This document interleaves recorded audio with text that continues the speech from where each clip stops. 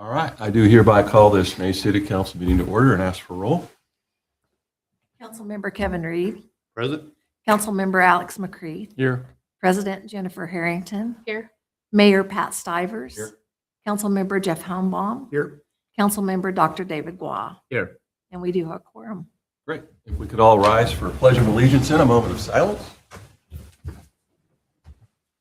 I pledge Allegiance to the flag of the United States of America and to the republic for which it stands, one nation, under God, indivisible, with liberty and justice for all.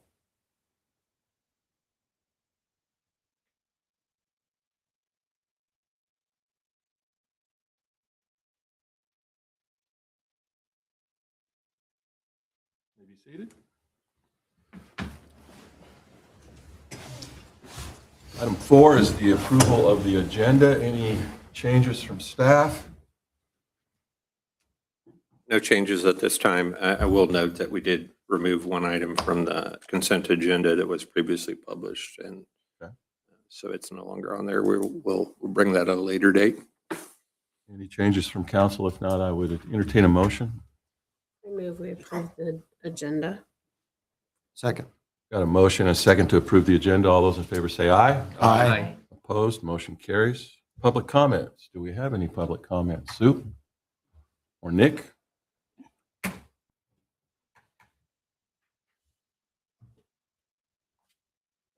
Okay, no public comments. Great. Oh, wait, sorry. Oh.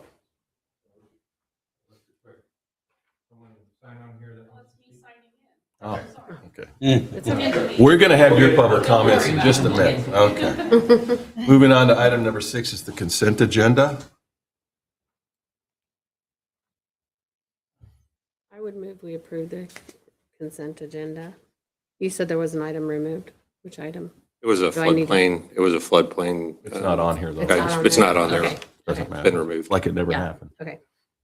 I would move that we approve the consent agenda as presented. I'll second.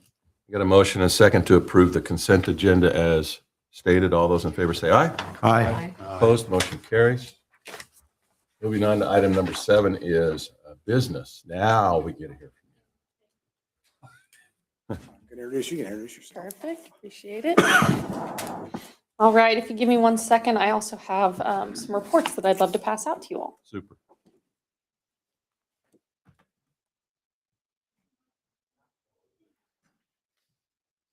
Well, good evening, Mayor, Council, staff, Planning Commission members of the community. It is great to be here with you this evening.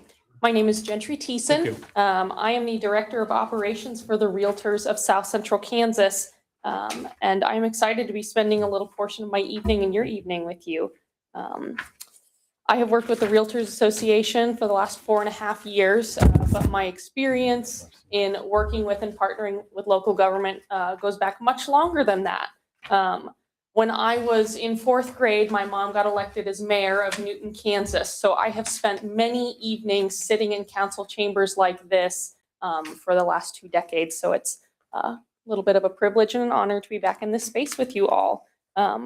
When I graduated from college, I spent some time working for the city of Wichita. So my familiarity with municipal operations is still a little fresh for me, but now I am excited to be working with the Realtors Association as I try to help local governments make better decisions about their land use and make better decisions with local housing data.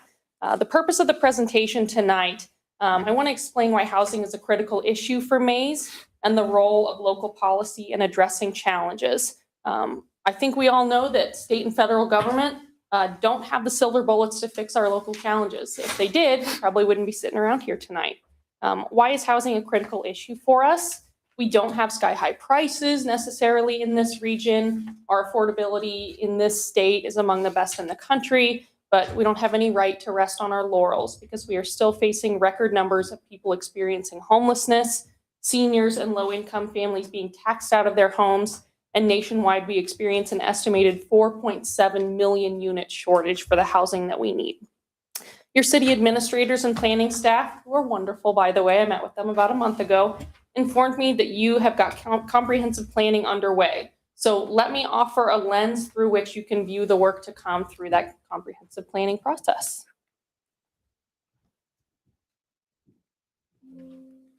Okay, just gotta click the right way. All right, so a little bit about the Realtors of South Central Kansas. We are a trade association. We are a local affiliate of the National Association of Realtors, and we have 2,500 members. Those include realtors that are representing residential and commercial work, brokers, salespeople, property managers, appraisers, business partners, and all others engaged in the practice of the real estate industry. We provide our members with valued resources. We advocate for the industry and the communities that we serve, and primarily we protect private property rights. Since 2015, RSCK has joined with 5 other realtor boards across the state of Kansas, representing 18 counties in South and North Central Kansas. So to call ourselves South Central Kansas isn't a very apt description anymore. We have jurisdiction ranging all the way from the northern border of the state to the southern border of the state. And we have 4 councils representing these additional regions: Butler, Cowley, Harvey, and Saline County. One subsidiary of our association, which is the South Central Kansas Multiple Listing Service, the MLS. They are a wholly owned subsidiary of the Realtors of South Central Kansas, which is where we get this wonderful data in this presentation and the reports that I passed out to you. We own this data and consider it our imperative to share it with cities who can make stronger, data-driven growth decisions and policies. And in 2025, we helped facilitate over $3.18 billion in real estate transactions, totaling, just over 12,000 real estate transactions. So what we've got here on the screen are some key data points on the Maize housing market from January. We publish these market stats every single month if you'd like to dig deeper into past data or keep up with our future reports. The median estimated home value is well above what the county is sitting at $341,000 compared to $254,000, both matching a year-over-year increase around 3.4%. The median list price is down, though, 22.5% from last year at this time. And I don't want this to be a point of panic for you. This decrease matches what can be seen in other Wichita suburbs like Andover and Goddard, a localized effect more so than a broader regional or national trend.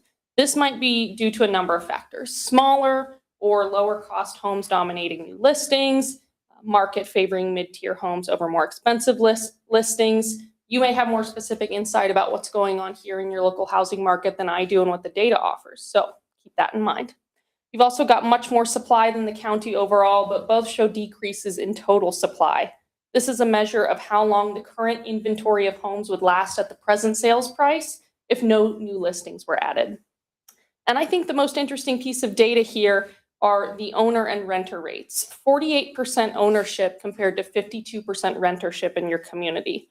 Renter-occupied units generally point to a more transient, younger, and less wealthy population, while higher ownership suggests stability through building strong community ties, wealth building through home equity, and often an older population. And then median household income is tracking with the county just above. I'm curious, though, if there is anything going on in Maize that would fill the gaps of this story, and something I encourage you to keep in mind that maybe the data isn't showing. So with all of that data in mind, these are anecdotally the challenges that we've identified in the region. And some of these are challenges that are faced in all areas of the country right now. Affordability. It's not just the principal and the interest that owners need to consider when they are making their budgets to purchase or enter home ownership. Even if owners own the home outright, there are still rising taxes and insurance to contend with, insurance being the #1 grievance we hear from people in this market. It is not rising taxes. That is certainly a challenge, but what we hear from people is that insurance costs are getting out of hand, which should be good news for you all as tax season starts coming up. Low inventory and high demand. The first-time buyer often cannot get something in their price range. There is just not enough single-family unit in the $150,000 to $200,000 range. We see barriers to new construction. What is it that might prevent us from building the housing our communities need and not just what our developers are offering? This could be the price of red tape, permits, fees, inflation, the supply chain. All of those costs incurred by the developers get passed on to the consumer. Zoning may also make it hard to build the type of housing that we need. Cost margins for infill development specifically make it really difficult. When you have a developer that can go to a greenfield and develop that whole lot for, 100 vacant houses, that is a lot easier than were you to offer 100 lots sporadically throughout your city and hope somebody would develop it there.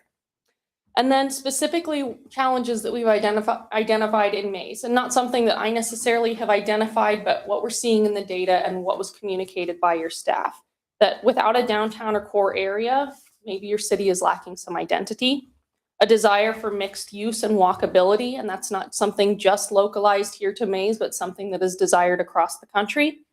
Renting versus ownership rates, you may be lacking equity in your community, and then lacking diverse housing types. What are the challenges you face? Did I get this wrong? Is there any other story or color that you can lend to this? And I'll save that for the end in case you guys have any comments. So, some policy solutions and resources. Not all of these are going to work for you, and frankly, not all of them are meant to. You're going to glean anything out of the information that I provide for you today. It's that your city has unique challenges and opportunities in this market. Countywide solutions may not work for you, but I want you to find the policy solutions that work in Maize, that work in Andover, that work in Hayesville, and anywhere else. This association, the Realtors of South Central Kansas, and the MLS, we are a resource to you, and I hope that you will take advantage of that. So, what might you try? You might try firming up or more clearly defining your zoning code, design standards, and code enforcement, updating your zoning ordinances to allow for more density and abolishing parking minimums. South Bend, Indiana is a really interesting example of this. They've implemented comprehensive zoning reforms, shifting to form-based prioritizes walkable and diverse neighborhood development. Key reforms to address the housing needs in that community include eliminating parking minimum requirements, permitting accessory dwelling units on all parcels, and creating new districts for missing middle housing. I'll go on to define that here a bit later.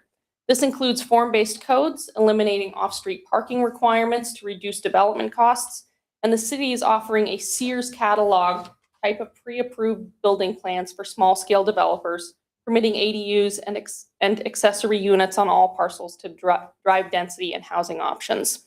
Of course, all of this hinges on getting your constituents to be YIMBYs instead of NIMBYs. If you haven't heard that before, NIMBYs is not in my backyard.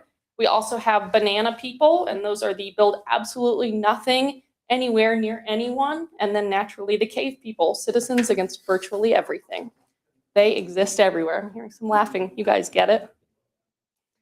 Okay, and then offering the opportunity to diversify some of your housing types. Missing middle housing, which refers to the lack of medium density housing, is a huge challenge in all communities. Missing middle is what we would define as housing that provides a diversity of options along the spectrum of affordability that ranges in density. These would look like duplexes, fourplexes, cottage courts, multiplexes. These house scale buildings fit into existing residential neighborhoods and support walkability, retail, and public transportation options. You might consider relaxing restrictions on building accessory dwelling units, like I mentioned, and what's being done in South Bend, Indiana.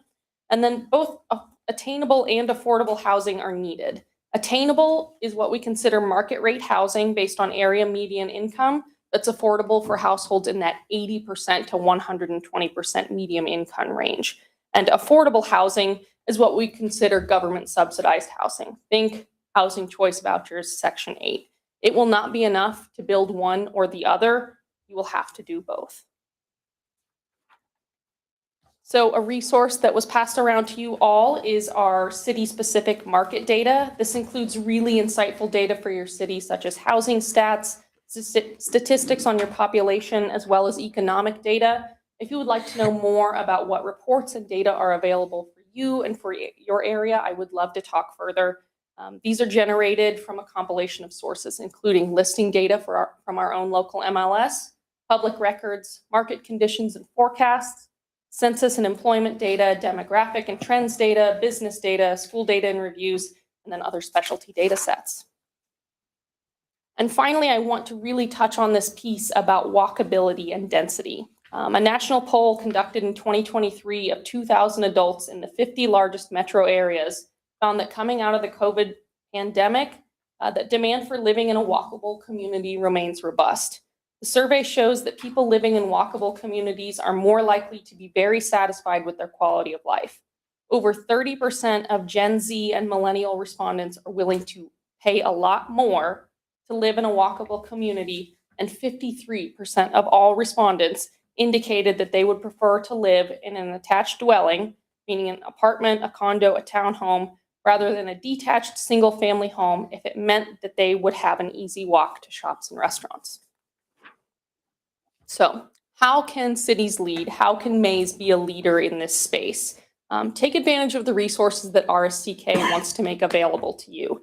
We have a whole suite of resources that we would be thrilled to deploy on behalf of your city: your housing grants, rural outreach grants, placemaking grants, land use studies and analysis, and local growth polling on related issues. So be a partner to my association. What I want to touch on specifically is the local polling on growth-related issues. This is a program that we get to offer to cities, wherein the National Association of Realtors public opinion firm performs a survey, generally of 400 registered voters living in an area. And this can be a really powerful tool for focusing the opinions of your community on local issues. We pay for this program for you, and that is something that, again, we would be thrilled to deploy on your behalf. This has been proven to be very successful in places like Greenville, Greater Piedmont, Fredericksburg, and Greensboro, in assessing voter attitudes and informing growth planning. And then appointments. This is my shameless plug that obviously I'm biased, and I think that the realtors are great people and great community members, but consider appointing them to your planning and zoning commissions and boards. Realtors provide value to their community because they usually live in the same communities where they work. They have an understanding of the local and regional economy. They generally know their neighbors and communities, and they understand the mill levy, which is more than can be said for a lot of citizens. So there's a lot of value in continued dialogue between our association and city officials and other partners in the real estate industry. At this point, I would be happy to stand for questions. I would be happy to hear some of your feedback about what is going on locally that maybe isn't represented in this data. I appreciate the opportunity, and I'll stand for questions. My first comment is that you indicated that there's more complaints about insurance than there is property tax. And for us anyway, that's not right. It's all about property Noted. tax. I haven't had a call about insurance, not that we can control that anyway. Well, can't really control property tax too much, but we can. But I was interested to know where that came from. Is that just something you're hearing everywhere but here for some reason? Because Well, even in Sedgwick County, that's all people talk about. sure. That's something that we are hearing from homeowners directly, that granted, not a lot of issues of property tax get directed to our association. Okay. Naturally, you're going to receive a lot more comments about property tax than we do.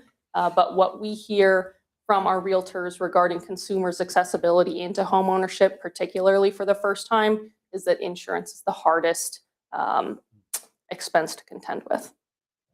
Any insight as to why insurance may be higher right here than other places? I think that insurance costs are higher here because they are increasing in areas that are facing more significant natural disasters and climate change. When we see wildfires going on in California, when we see flooding going on in Florida, nationwide, that's raising the prices for everybody.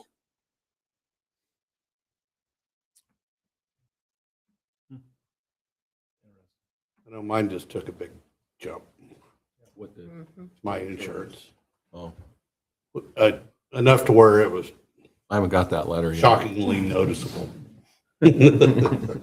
Just got it last week, so it's fresh on my mind. Well, I mean, like our health insurance for the city went up 46% last year, so I hear you. What about starter homes in the city of Maize? So a newly married couple, what is the generic ballpark figure? Instead of buying a house an average of $340,000, my God, I mean, that's just, they ain't going to make it. And then they got to be put into a duplex, which to me, that's wouldn't be ideal. It's starter homes. ballpark of what we should look at as far as price range? The ballpark that generally I think consumers are considering as the entrance into home ownership is between 150 and 200,000. Okay. And obviously that is a far cry from your average cost of 340,000, which is why generally I think a lot of new homeowners or people entering the market gravitate towards duplexes. Maybe they don't even gravitate towards it, and that's just the only option that exists for them. Correct. Yeah, that's sad. So, We've heard that a lot of younger folks don't even want to own a house. Are you seeing that at all?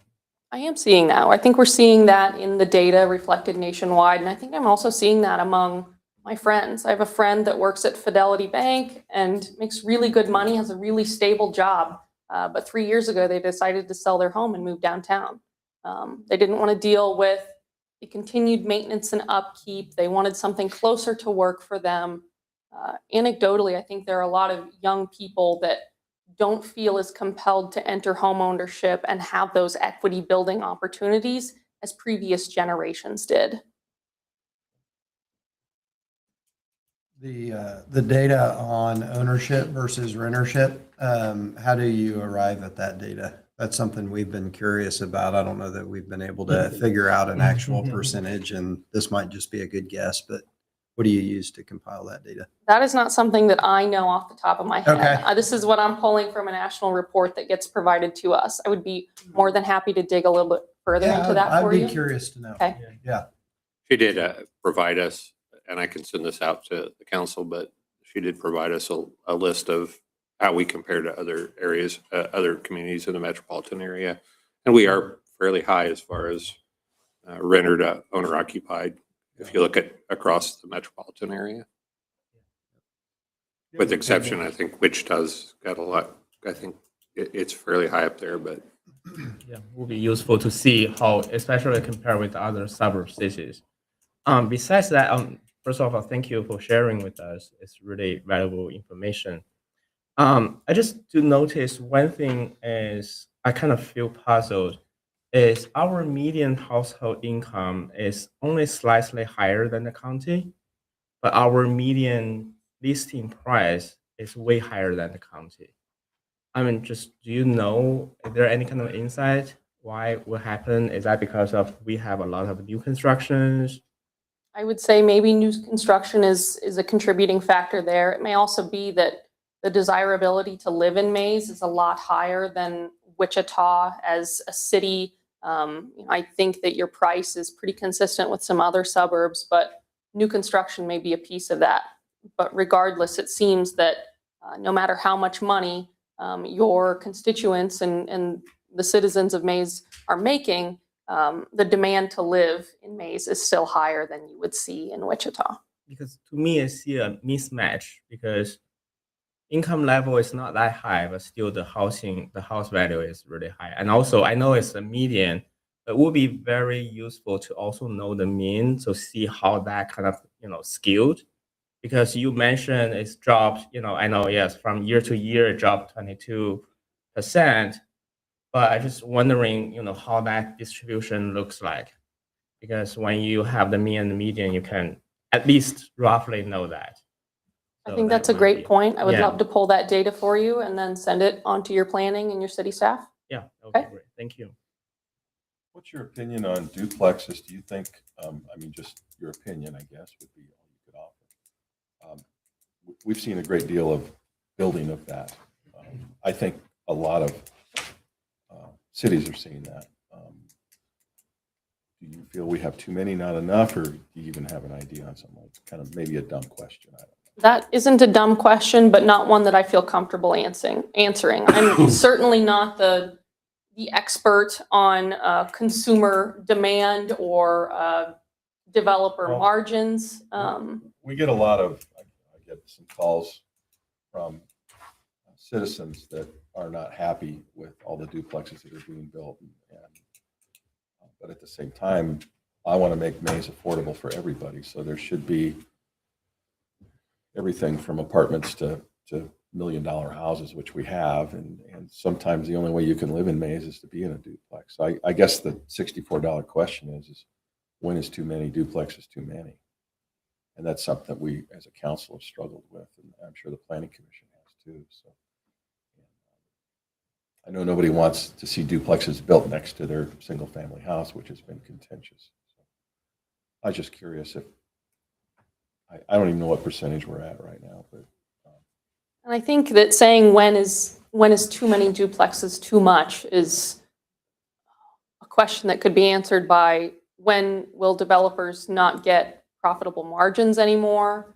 When will consumers stop wanting or needing that type of product? Supply and demand, if they start not being able to rent them or sell them, then I guess that they go on to something else.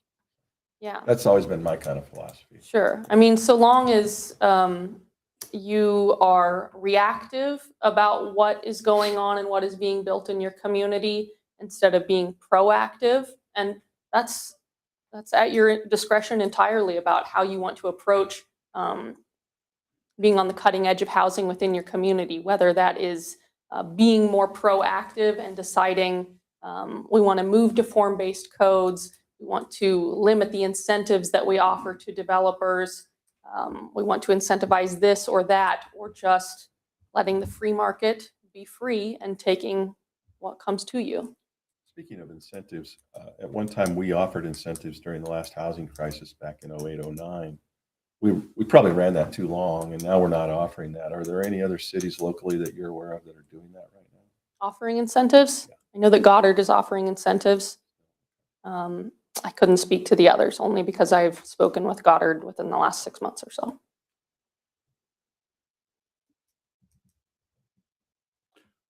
So what was that code type that you had mentioned?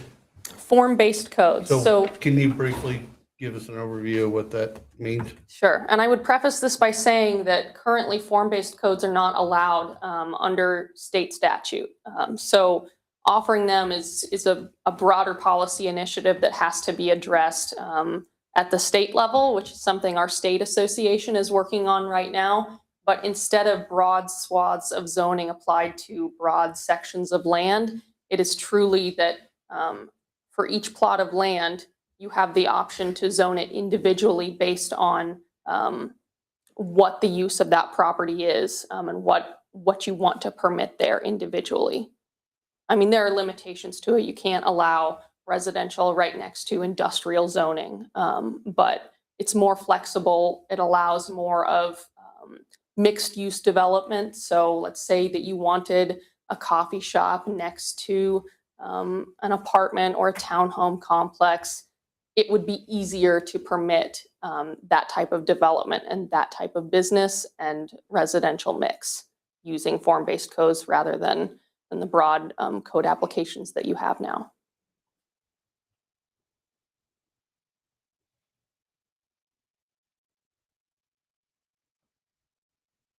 Anything else for you guys? Good. So on your form-based codes, remind me, did you say that, is there somebody locally that does that here around? No, In Sedgwick County? there's no No. local What's the application of that closest place? because closest place, I don't know. I'm really not sure if any neighboring states have that. But if you Google it, that feels like a silly thing to say is to come to a council and tell them, oh, Google it. But That's not if- going to work. Yeah. Sure. If you look it up, there are lots of municipalities that offer form-based codes. A lot of them are statewide, but right now the state preempts that. When I get home tonight, I'll Google it. Okay. Sounds good. Let me know how it goes. Oh, I will. Okay. The local polling on growth-related issues, what would that look like if we initiated that with you guys? You let me know if you're interested, what specific issue it is that you want surveyed, whether that's appetite for different types of housing types, walkability, zoning changes. You tell me what issue you want polled, and then I'll initiate that on your behalf. Like I mentioned, it's free, and I can't imagine that it would take more than maybe 8 to 12 weeks to get that done. Okay. We discussed when she came, the potential for doing something related to housing type demand. So we did discuss that when she came as a possibility, but we wanted to make sure you guys had the opportunity to kind of hear from Gentry before we pull the trigger on something like that. And I don't want to get in the way of the comprehensive planning that you have going on locally. So if it's something that you want to revisit in a year, I'm happy to talk with you in a year about it. Well, I think we should always think outside the box. Yeah. I think the local polling could definitely help because we tend to hear from the ones that aren't happy compared to hearing from all. I think that would be helpful. And it probably should be the metropolitan area because you want to, because it may be future residents, but also current residents in my mind.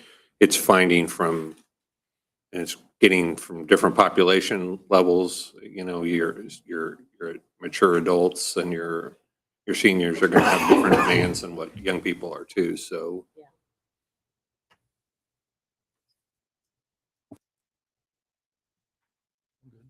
Good. Good. Thank you very much. Great. Bet. Sounds Very like good I've got a little information. bit of homework that I can work on for you guys, get some information back to your city staff. But I thank you so much for the opportunity this evening. It was a pleasure to speak with you. If you need to contact me, your city staff have my information, so please let me know. Thank you for being Thank you so very much. helpful for Thank you. us. Thank Thank you you. so much. Thank you. Thank you. Okay, moving on to item B. Rezoning request of 4401 North Maize Road from single family 5 to MF 29.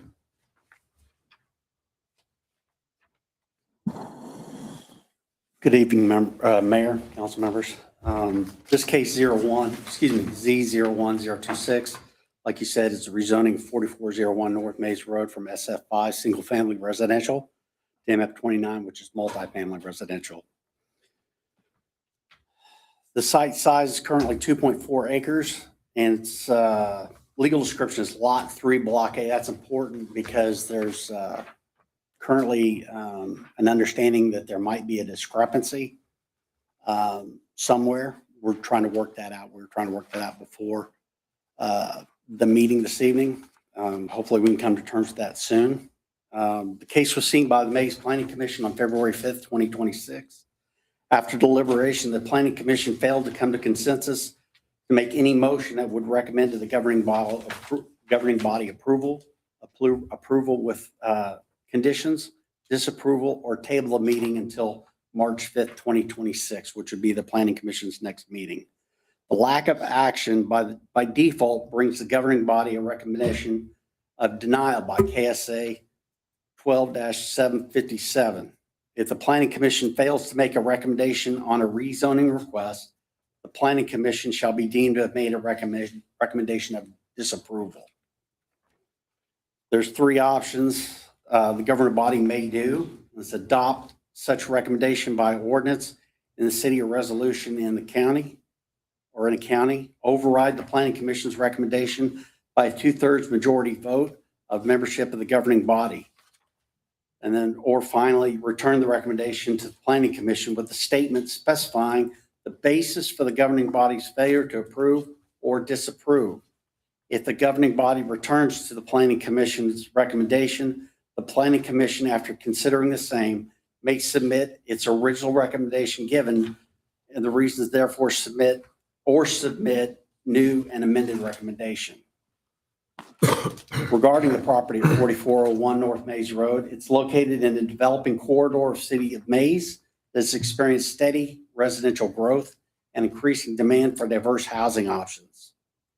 Currently zoned SF5, single-family residential, as I said, the site is adjacent to or near existing multifamily development, including the Copper Creek Apartments, and benefits from access to Maize Road, public utilities, and community services.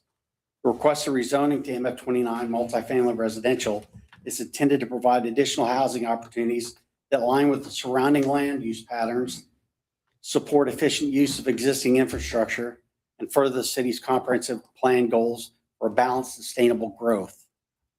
The recommendation is based on the information available prior to public hearings.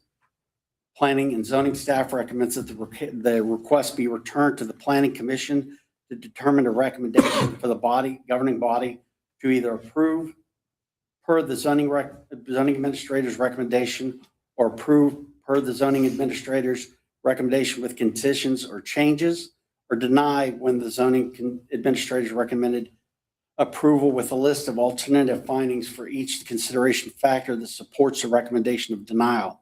Therefore, a motion to return to the Planning Commission is also a recommendation to be made to the governing body based upon the review criteria under Section 5C8 of the City of Maize zoning code, which is brought to the planning and zoning staff.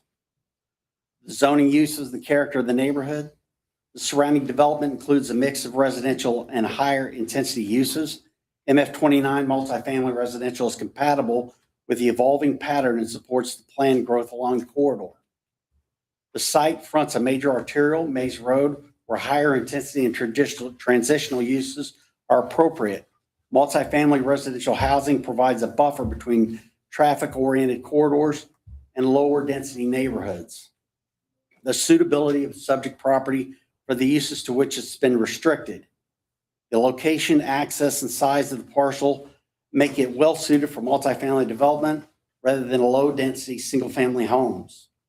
The extent to which removal of the restrictions will detrimentally affect nearby property. Proper site design, setbacks, buffering can mitigate impacts, while well-designed multifamily housing can stabilize and enhance nearby property values. And there's a handout that I gave you this evening. There were some concerns brought up by some neighbors to the Planning Commission about the line of sight between the existing homes in the Eagles Nest, as well as the home to the north that's acting as a daycare center.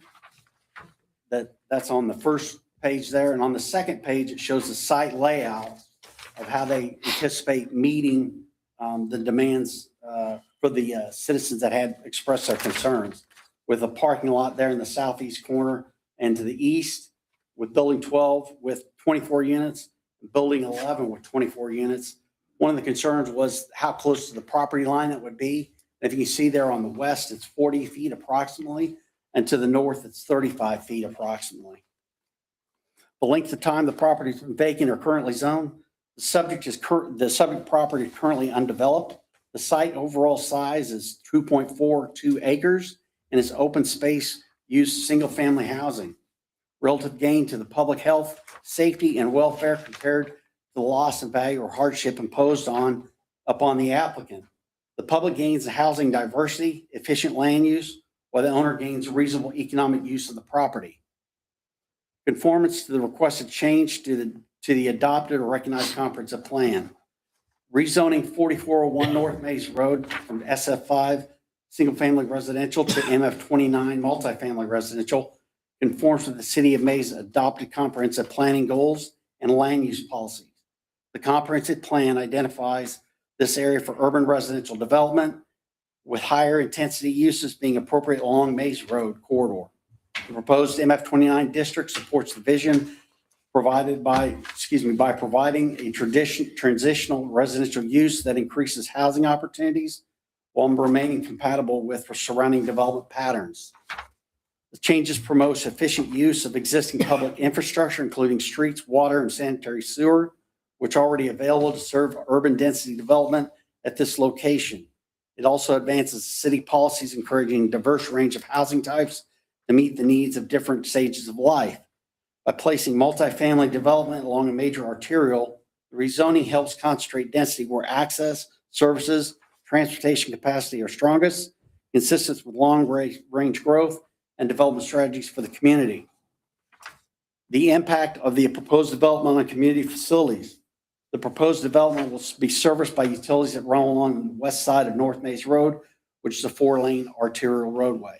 And finally, the opposition or support of neighboring residents. To date, neither opposition or support for rezoning has been received by the city clerk in writing or the city planner's office. But yet there was opposition, mild opposition, if I will, with the concern of the housing to the west there in Eagles Nest with screening. And then I'll stand for questions at this time.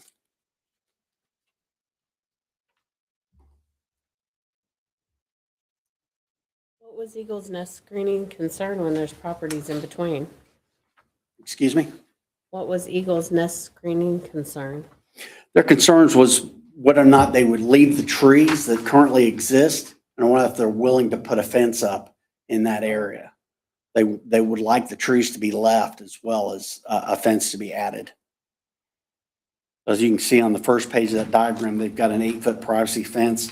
That's a possibility with the line of sight there from the 4446 North Queen Street, which is one of the homes of the 3 that came, Mhm.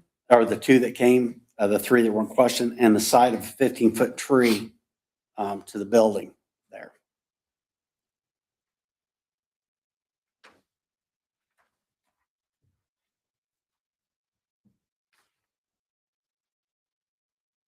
What, I guess, what, did the planning commission offer any screening beyond what I'm seeing here, or what sort of conditions were discussed, if any, about this? It was a difficult case in the sense that the planning commission did not make a motion they made a motion to deny, Okay. but no one seconded the motion.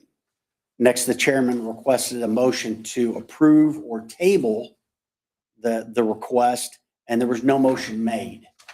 So there was no discussion There was with, some discussion there was some discussion, but it was, it's not well formatted. So was the people there that were going to build this duplex, was they there, or the apartment? Yes, they're here in the galley this evening.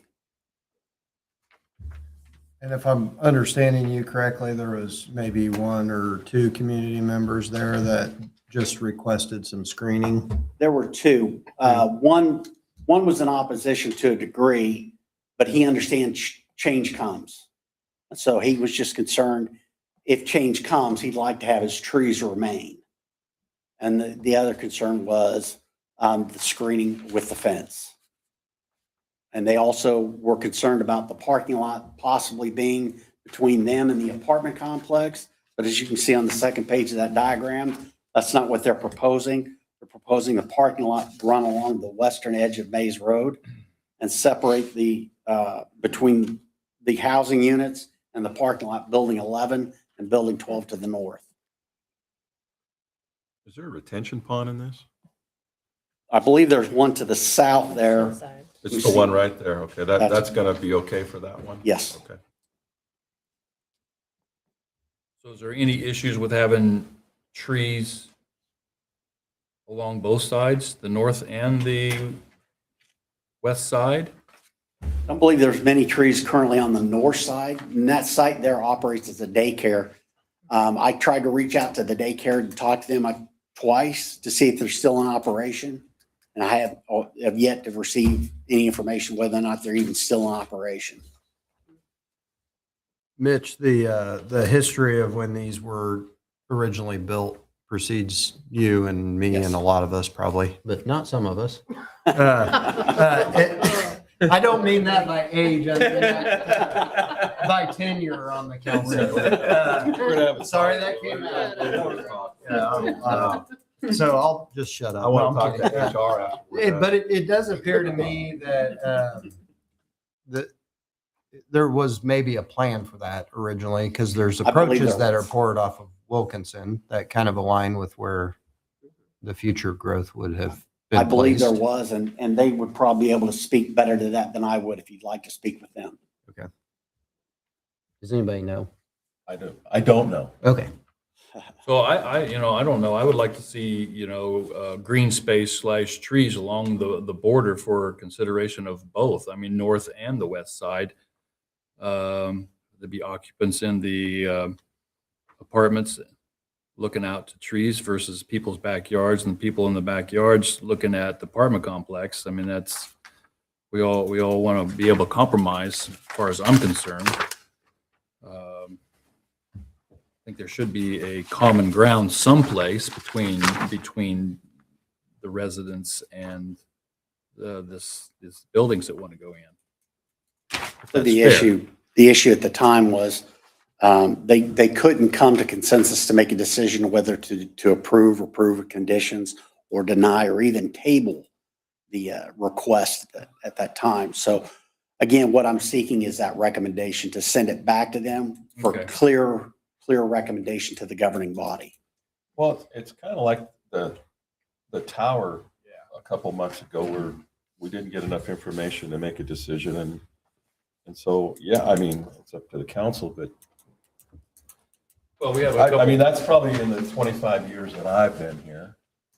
That's the second time that we've never had where somebody didn't make approve and have an up and down vote on something. So, And I'll fall on my sword for that one. I think I need to do a better job educating the planning commission on their exact role and their exact requirements and 'cause duties. it's hard for us to make any action without the facts. And I don't know, I wasn't there, unfortunately. I haven't been to a lot of them, but as far as the screening goes, and I don't know if there were any other conditions that were asked for, or if there was any discussion, or if the developer.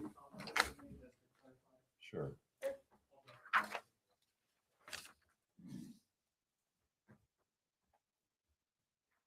Hi, I'm Tyler Lohman, address 11339 West Wilkinson Court in Maize, Kansas. I'm the chair of the zoning commission. The main issues that I think the zoning commission had with it was the specific setbacks. I know in the proposed plan, I think Mitch just said that they provided was a 35 or 40-foot distance between those, but the zone only has a minimum of 25. So, you know, we could approve the zone change, but we couldn't have changed those specific setbacks on there, and we weren't positive.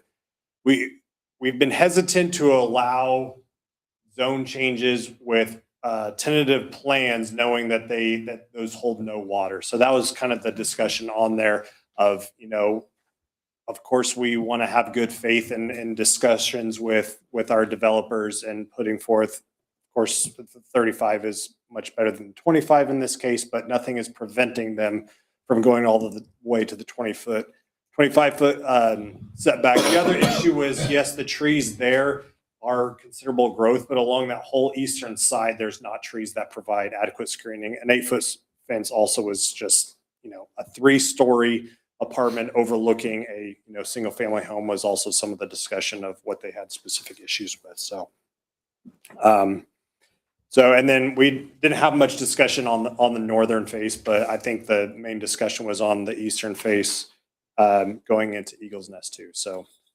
stand by for any questions. Thanks, Mitch, for clarifying. And certainly I won't let Mitch fall on the sword here. Definitely within our responsibilities that we should be making an action and not just letting stuff flounder. So, definitely on the commission as well. So Mitch can't take the fall for that. So can we go back to the comment you said to hold no water? Clarify that for me.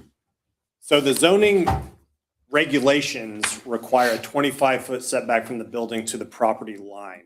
You know, they say on here that they can suggest 40-foot, but nothing is holding them to this. When we do the zoning change, all we're doing is changing it from single family to multifamily. It's during the platting process that we can add conditions to the setback stuff. But if they have by right allowability to go the 25-foot, then, you know, once we make the zoning change, then they can just do that. Yeah, and there's also, referring back to the parking lot, it would have had no teeth if you assumed the parking lot was going to be on the Right, east and that side. was their other question is, oh, they could just change it and put on the west side, and suddenly the people there are they're, you know, already concerns about car alarms at 3 a.m. in their single family home, but added concerns for a parking lot there. I don't know if that has a whole lot of weight, but that was the other concern is, yeah, they're suggesting putting in this corner. Nothing's stopping them from going in the other corner. So just to add some extra context to the discussion there, so. Does the developer want to talk to that? Yeah, no, I'd like to. Yeah, It kind of goes, Dylan Schellenberg with Schellenberg Development. Kind of going back to where Mitch started. And I don't know how it works. This is probably should have been happening about 30 days ago, but when we look back at Hampton Lakes Third Edition, that when it was platted in 2016 was commercial development, about 27 acres, at which Edward Rose purchased their lot for their initial 300 units, I believe. When they got theirs zoning done. They had to downzone it down to MF 29 from limited commercial, but the remaining third edition was all commercial. So it's to my understanding that Lot 3, of which they're purchasing, is zoned as limited commercial and not single family. We looked at some of that data before you got Have here, time. and it looks like the numbers on what was rezoned and the numbers on what was platted are not the same. And it's about it's about less than 3 acres of what was rezoned versus what was platted. So we did look at that Yeah. data. So we were scrambling, but Okay. because I didn't talk till about 5 o'clock Yeah. today. So we did look at that, and those two numbers were not the same. What was platted and what was actually rezoned, it was actually less. It was almost like 2.5 acres that was rezoned versus that was less of what was rezoned than what was replatted. Because when we were doing because we were doing duplexes on this lot, and then we decided that it'd be a better fit because it looks like it was always designed to be that way. We had our application and we pulled off because they were interested, but we were downzoning it from limited commercial to MF 29. So I don't know how we get to the bottom. We didn't of that. find a map that showed the rezoned area. We found Yeah. an acreage, and the acreage was less than it was on the replat. Okay. So that's what we found in the short time we had to really look. Okay. So, but at the end of the day, we just probably, the best thing to do is just send it back to the planning commission and then we get a lot of this other stuff ironed out. That's. I would recommend that highly, send it back to planning commission. And if I'm hearing right, you're saying if and when it goes back to planning commission, if the zoning is approved, then we still would need to wait until the plating to put any conditions Correct, on easement correct. issues. That's when your condition, now you can approve with conditions, or they can approve with conditions. And that's one of the conditions they could put on there on the That is the zoning. plat phase, right? On the plat, yes, correct, Okay. correct. Because correct. I'm kind of concerned too, just 48 units, that's 50 to 100 cars, and it's only got one entrance and exit listed on this one. I mean, there is a potential for a second one, but it doesn't look like it's actually drawn in that way. So that would be another concern that I have, that of course the planning commission would probably want to approach. Yes, that's correct.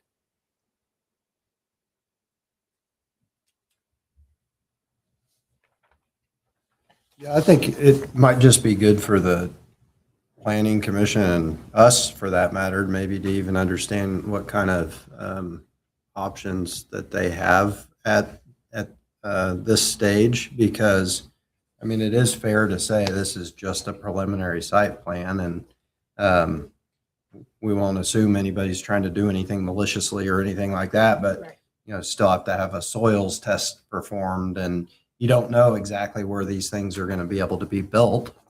So things could change. It would be good to know at this stage of the game what options there are to, you know, have a little bit of a safeguard for buffer areas and things like that. Correct, I agree. So, Yeah, that should be fair, that both parties should understand that what our concerns are. Absolutely. So, I mean, that's.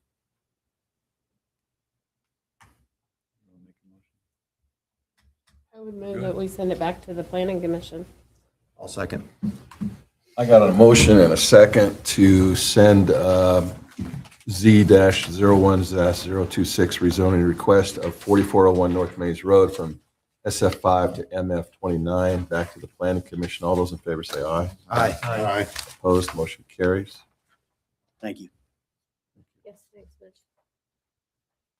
All right, moving on. Item C, new water exterior concept discussion. Thanks, guys. Thanks for coming. you. Appreciate it. Good evening, Mayor and Council. On a much brighter topic, as you know, we are building a new water tower. The technical design for the new water tower has been finalized and submitted to KDHE for final approval. I just heard this week that it's second in the queue to be reviewed by KDHE. So we should still be on target for our date for having a spring bid advertisement for construction. And we are planning for that construction to begin this summer. One aspect of the new water tower that is yet to be finalized is the exterior paint design. We've had ongoing discussion with PEC to generate concepts of the paint scheme, and I will present those concepts tonight along with the corresponding budget estimates for the concepts that you'll see. I'll also share with you the lighting concept. You'll see several options that include varying layouts with different logos and designs. Really, the intent of the discussion tonight is to take away a general direction from you guys for what you would like to see on this new tower, as it's going to be obviously a pinnacle site for all to see. The concepts will vary in complexity from a basic logo on a single color to an intricate full bowl artistic design with a unique protruding backlit sign. The protruding lighted sign would be potentially the second of its kind to go on the side of the water tower. With that being said, the future maintenance and some of the operational costs and other items are fairly unknown at this time. The lettering would have to be removed and reinstalled when maintenance such as the exterior painting is done, and that's usually done every 15 to 20 years. We did present some of these options to our city staff during our professional development day in January. You'll see how those ranked in the PowerPoint presentation that I go over here shortly. The lighting concept, so it includes 5 pole-mounted RGBW lights that are LED, as well as 9 stem-mounted lights, and those are the lights that you'll see that point directly up to the bottom of the bowl. The lighting would be very comparable to the capabilities we have at the amphitheater. We'll be able to change the colors based on the seasons and for any other events that we might have going on. The financial considerations I've outlined throughout the presentation. The basic logo with no real background or a bowl painting is the 25 to 50. The more intricate, think full bowl design paint would be about 100 to 200. And then that protruding backlit unique lettering would be about the $200,000 to $350,000 range. We would pursue those letters as an ad alternate in the bid, just to make sure that we could change our mind if it did come in really high. And then the lighting budget estimates are as you see there.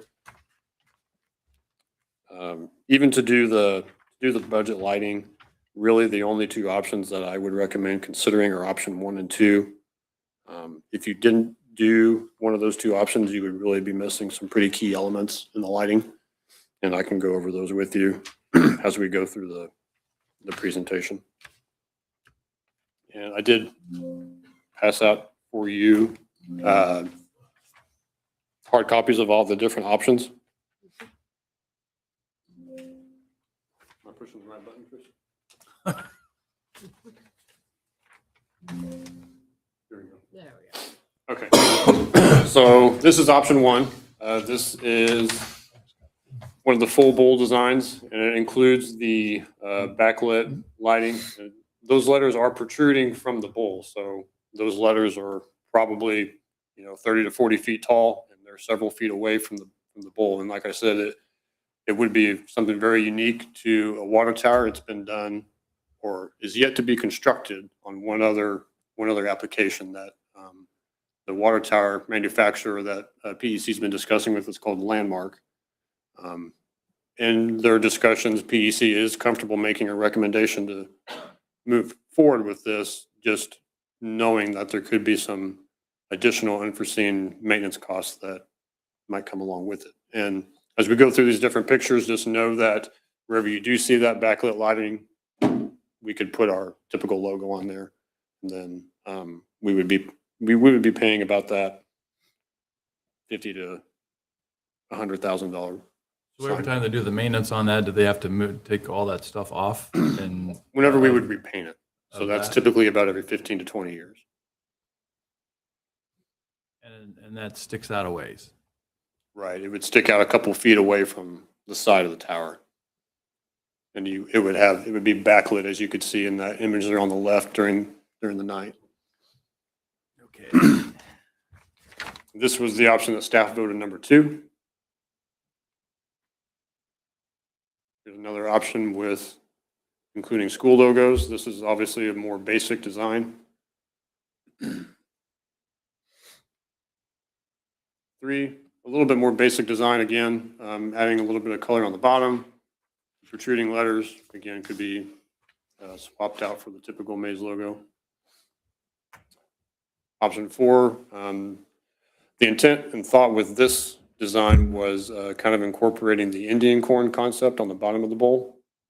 And then again, including the school logos on the side. A couple of different ideas. Again, the protruding letters, and where it could be swapped out with our usual logo. Clouded sky. A little different concept of the sky, and that's how it would look with our regular logo.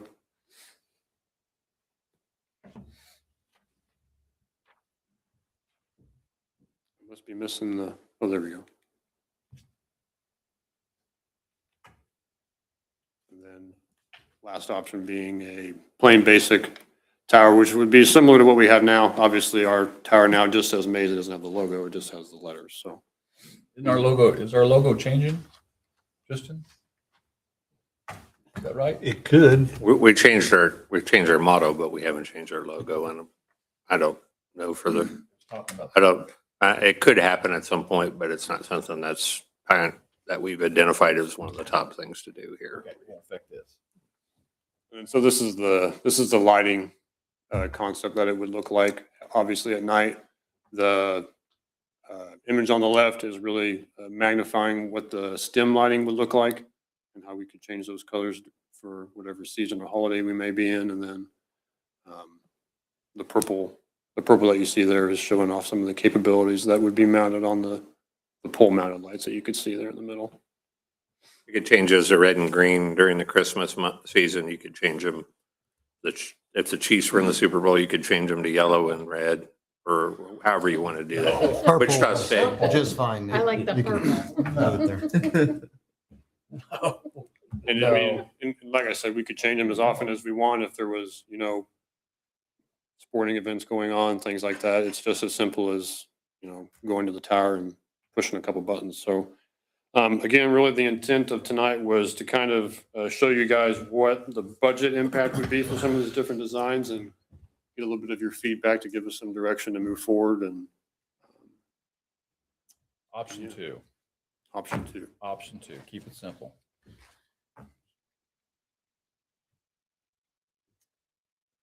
I will say you can always ask for what option 1's going to cost, but I really think that I have a real hard time us throwing that much more money. And that's really what I want to take away tonight is what your appetite is to. Yeah. I mean, this will be obviously seen from K96, and it's going to take a year to build the thing. So it'll be seen by a lot of people going up and down 53rd and obviously for the rest of its life. So really gauging tonight what your appetite is to spend on something like this. So Well, we're spending the taxpayers' money, and I just can't see. I like the standout letters, but I'm not a big fan of if we were, lighting it up, though. I agree. If we were to do something unique or something that stands out from typical tower design, this would be something that I would be interested in doing. But again, it's quite a bit more additional cost, as well as, one of those lights goes out on the back of that thing. We're getting a 140-foot lift, and Yeah, I'd rather illuminate it from below. Yeah, I think the optional lighting at the end is way more conducive to maintenance.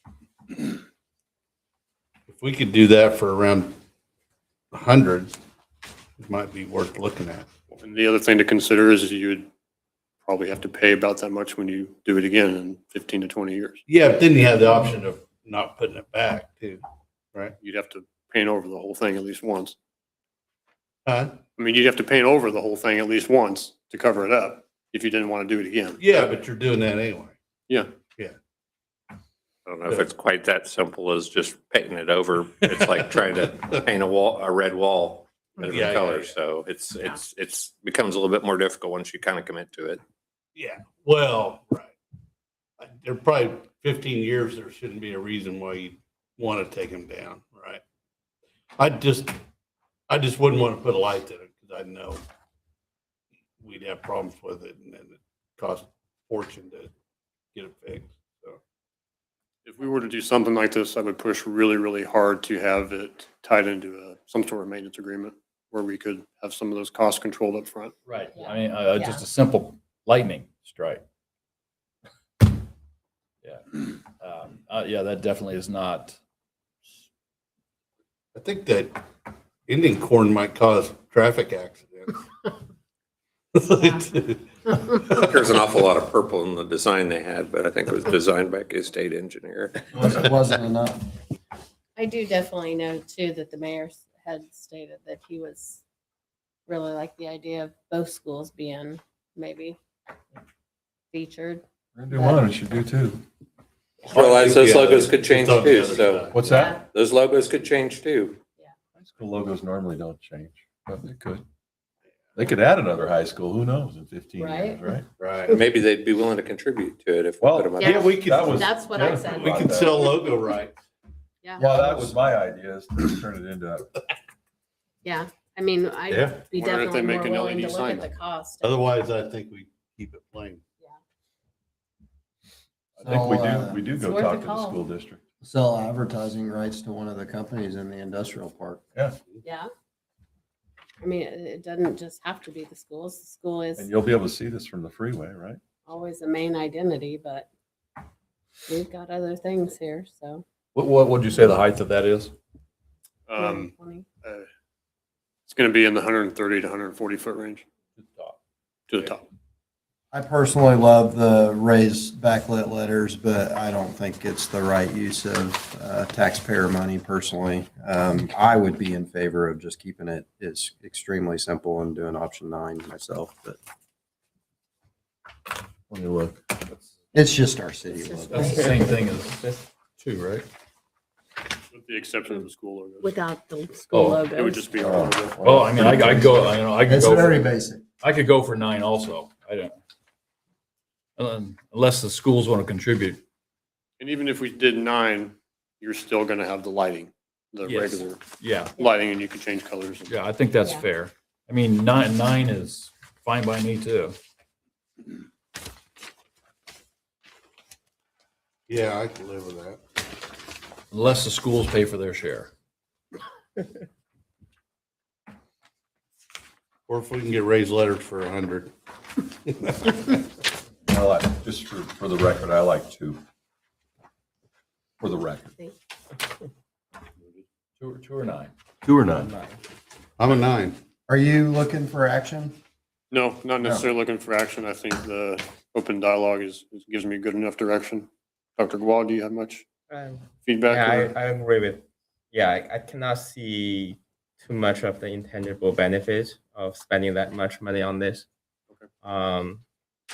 Option 2, I think Jeff mentioned some kind of identity confusion, but that's also the point which attract population. So among 2 and 9, I may slightly prefer 2. So that, Smart man, smart man. it's kind of like, I mean, if they can contribute, that's good. Otherwise, Yeah. we can show the sign of collaboration, our willingness to collaborate with them, so that can enhance the future collaboration, if you can put that way. So, yeah. Okay, well, I appreciate it. I think that gives me some pretty good direction. Thank you. Thank you.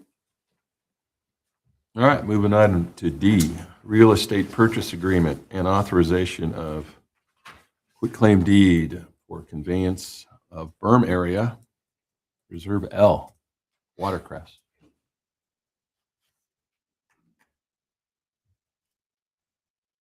You, Nick? Yes, All right. I'll present that. Thank you. Just you? No, this ain't you. I think I'd sent an email out to the council several months back. So you're aware, Reserve L, which is actually just would be to the west of this building, includes the pond that is just to the west of us, and then a portion of the berm that goes along the street that actually fronts City Hall right there. Years ago when, and I don't know the full details, I know the guesstimate of what happened. Ultimately, what happened is the clay liner in that pool failed. Yep. And there was a decision that the city would take ownership of that parcel of property. And that parcel was an L that included the entire berm, included the berm area down to, I think, the end of the street. So, in our discussions, well, some of this came up initially in the fact that there were some complaints from the adjacent owners that that area wasn't being maintained to the level that they felt it needed to be maintained to. And the city has never maintained that section. We always kind of assumed it was going to be, it made sense that the homeowners association would be the one that maintains that area. Though we do have some desire to make sure we have some stake in the pond because City Hall drains to that pond as well as Watercrest Apartments. And so there's a fairly significant area that drains into that pond. So as we got to discussing it with the homeowners association, we essentially agreed that, from staff standpoint, it's better not to have to maintain that bermed area because it really fits in with the character of and the responsibilities of what the homeowners association should be maintaining. And so when we got into this discussion, we said, what makes sense? Does it make sense to split that reserve area off so the city only maintains the pond and that the bermed area would become the ownership of the HOA? So we worked up an agreement, and what you have before you today is an agreement that splits that property and gives the actual bermed area back to the HOA for $1. And that maintenance now becomes their responsibility, and any of the taxes associated with the property also become theirs. And we sat down with HOA, and they were in agreement of that it makes sense for them to maintain that area, and they can maintain it to whatever level that they chose would be appropriate. And so that's where we're at today. We did initially, we talked about sharing the cost of the survey. We were able to do a fairly simple survey to get us to where we could put together a quitclaim deed that defined that area. And what you have before you is that quitclaim deed and agreement that we have with the HOA. And if it's appropriate, all we'd ask for today would be for you to do a motion to approve the real estate purchase agreement with Watercrest Homeowners Association and authorize the mayor to execute the quitclaim deed for conveyance of that 278 feet is what it is, of that L reserve back to the homeowners association.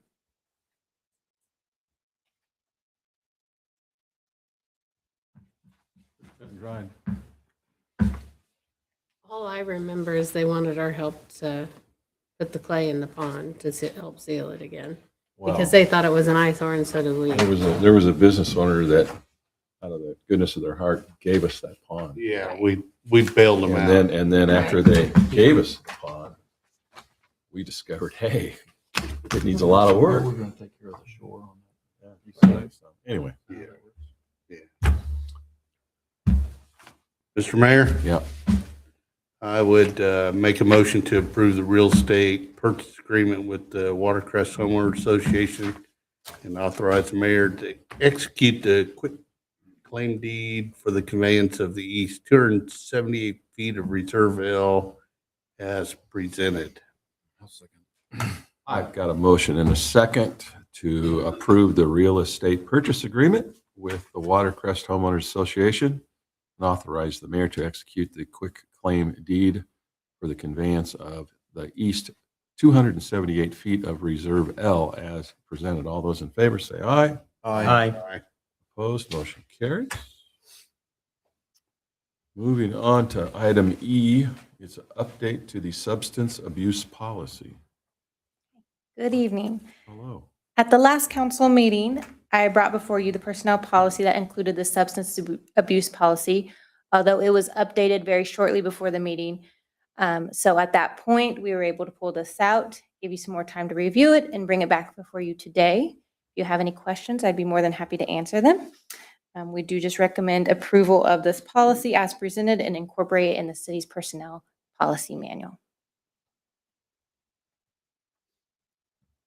Can you give us like a quick Reader's Digest Basically, version? Thank you. yes, basically what the substance abuse policy is being done at this point is getting it up to date to incorporate what is required of our safety sensitive job positions, including our CDL drivers.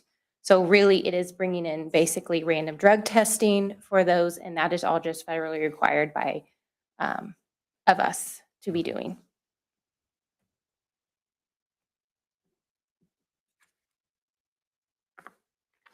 Mr. Mayor, I would make a motion to approve the updated substance abuse policy as presented and incorporated into the city's personnel policy manual. Second. Got a motion and a second to approve the updated substance abuse policy. All those in favor say aye. Aye. Aye. Opposed, motion carries. Item F is the Colwich Thank you. Maze growth area, non-binding MOU. I'll present this one. As you recognize, probably it was about a month back, we approved an MOU between Colwich and the city of Maize that kind of defined areas of annexation and growth. And it defined a kind of a buffer area, basically between 135th and 131st. And we as a council approved it. We'd had some discussions with the mayor and administration over there. And we were kind of had reached an agreement that it was to a form where it would be acceptable to everybody. We approved it. It went to the Colwich City Council the next week, and they wanted to see some changes.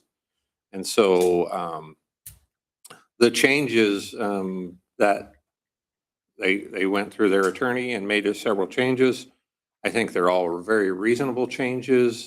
Just a reminder, this is a non-binding agreement, so it's more like a handshake. It's not. It doesn't define that what existed prior to me being here. It was a handshake agreement. It was nothing more than that. This just puts it onto an MOU fashion and defines where it's at. The major changes, if you want to really see what they are, instead of defining where Maize can go, it basically says that both Colwich and Maize can annex into that area if appropriate. We know that Colwich is quite a bit further away from that buffer area than where Maize is, just based upon where our utilities are currently. So I see, we looked at the changes that they sent back and they seem fairly acceptable, especially for a non-binding agreement that doesn't necessarily follow the full force of law with it. So at this point, we'd recommend we go ahead and adopt the modified version that Colwich has sent back to us. Is that the only change? I think, essentially, there were just some things that if you look at the actual original one, there are some things that define what Maize can do and what Colwich can do. I think there was one other place where they made a modification that evened it up. It says Colwich and Maize both have the ability to do that. The other one was, I remember what the other one was. It was that we notify them in writing if we're going to annex an area, and which to me is not a big issue. If we would annex that area that's in that buffer zone, that we wouldn't notify them in writing, which to me seems fairly reasonable. Tom has said it's non-binding, so it's just Right. Symbolic. that's all it is. Mr. Mayor, I would move to authorize you to execute the non-binding memorandum of understanding between the city of Maize, Kansas and the city of Colwich, Kansas on annexation and growth area coordination. I got a motion and a second to authorize the mayor to execute the non-binding memorandum of understanding between the city of Maize, Kansas and the city of Colwich, Kansas on annexation and growth area coordination. All those in favor say aye. Aye. Aye. Opposed, motion carried. So was it passed over at Colwich? Is that Yeah, it passed last week. last week? Okay. Yeah. So at this point, it would just be the mayor's signature and we'll sit it back and it's a done deal.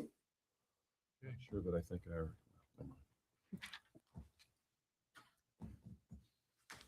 Item number 8, reports. Chief, how you doing? Good, sir. Good evening, Mayor, Council.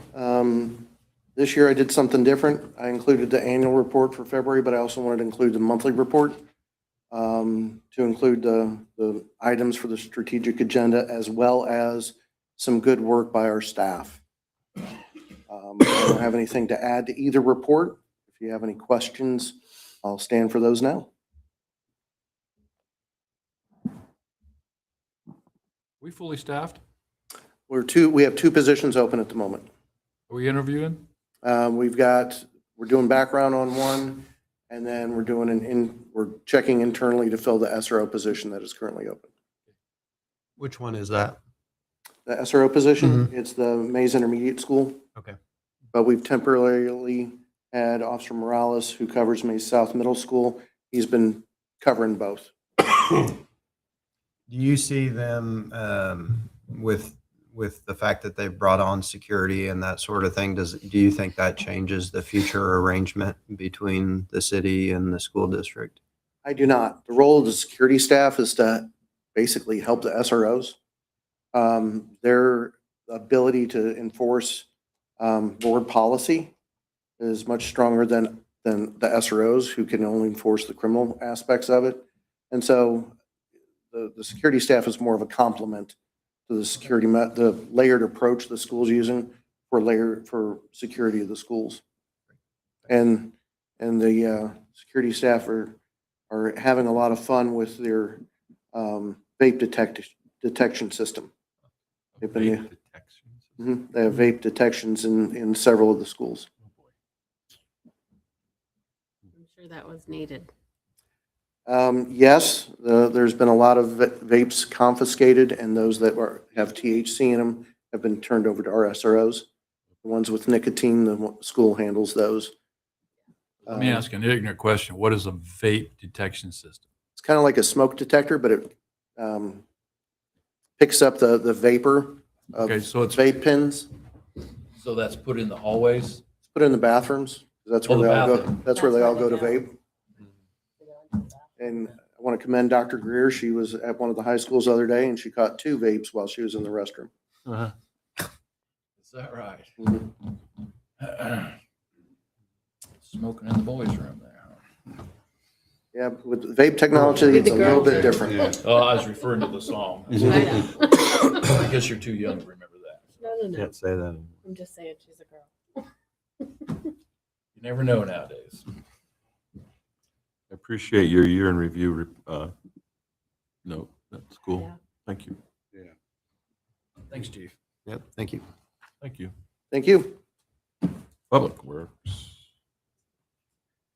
Smoking in the girls' room. I was actually told by school staff this morning to prepare to start finding vapes in our sewer pumps, Vapes in the where? in our sewer pumps, Because they'll flush because them. they'll flush them They'll flush them once before they they know get they're caught in the caught. bathroom. So Yep. we have that to look forward to. Does it do bells and whistles, or is it just like a light that goes off for somebody, or? You don't know it's going off in the bathroom, but Gotcha. it sends a signal or a page to the security staff into their computers. Mm. The only thing I'd add to my report tonight is, or just reiterate on, is that our full-time positions are full at the moment. And I'd be happy to answer any questions you guys have. Find anybody to clean out the, going under the tracks yet? Not yet. We're gonna, I don't know if you've noticed, there's quite a bit of water on the west side. There's a lot of debris and silt up against the grate, and so we're gonna work on getting some of that cleaned out as the weather warms up a bit. Right, so, but the water that goes underneath the 96 highway on the other side is pretty high. I mean, how do we, I mean, it's got to flow. So what do Actually, the contractor that worked on the PNR addition, they got with KDOT, and KDOT actually let them do quite a bit of work on either side of K96. Right now? Well, previously, Oh. but within the last 3 or 4 months when they were building that project, because they had to do a lot of dewatering. And so that was the route that they used to dewater, was through that channel. And then so in order to make the water move, they actually asked KDOT for permission to get on their right of way and clean the ditches on each side of K96. The ditches, yeah, but Yeah. at the fence line is where the plug is. You know what I mean? Yeah, okay. I was just curious. On the, that culvert that's full too, and is kind of a head scratcher on how we're gonna deal with that. Have we thought about hitting up one of the other, suburbs around here to see if they had like a hydrovac that we could borrow from them? We haven't necessarily given thought to that. We have, I mean, there are certainly hydrovac options that are out there. The problem is there's plenty of equipment, pieces of equipment that can pick the material up from 30 to 35 feet. The problem is getting 150 feet, getting 30 feet down and then 150 feet or so into the pipe. And we use Mayor Specialties, who has, top of the line vac equipment. And their capabilities are even limited on something like that. We had previously tried one option with one contractor, and they were constantly fighting the water because it's honestly groundwater that's entering into that structure. And it's really hard to keep it under control, just like the struggle we have on all of our infrastructure projects.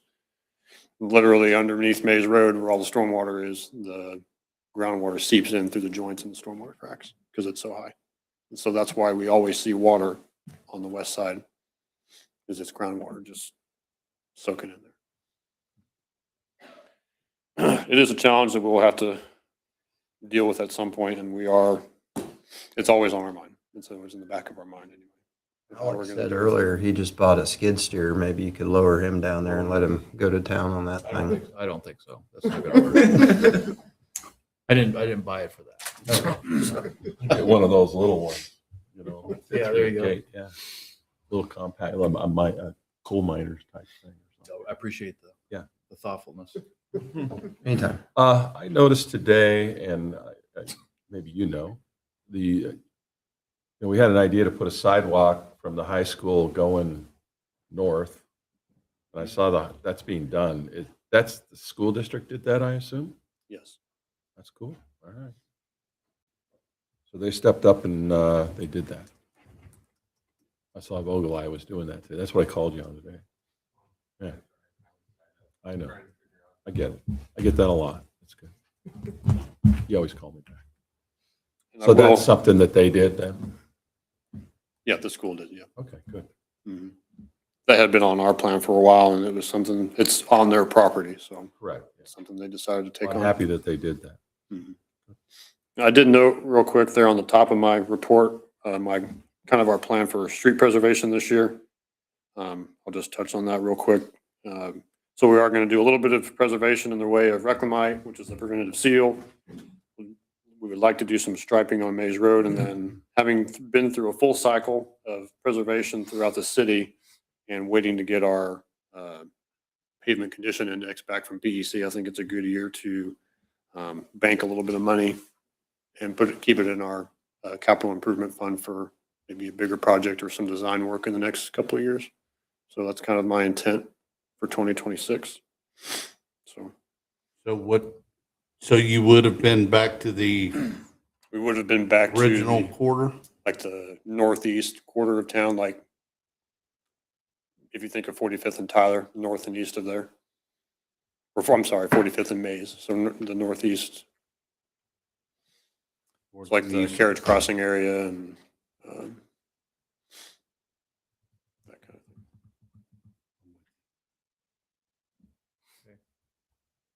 Are you sending anybody to LTAP this year? We are sending, yes, I think we're sending everybody to the Wichita class. There's one in Park City. Is it in Park City? That's I the don't, one I'm I know, yes, we are sending, I forget where it's at, but yes, we are sending. They get me. Oh, really? I'll be sure to send them something. They'll be on their best behavior. Will do. Thank you. Thank you. Thanks. Planning and zoning. Mitch, you've already had a day.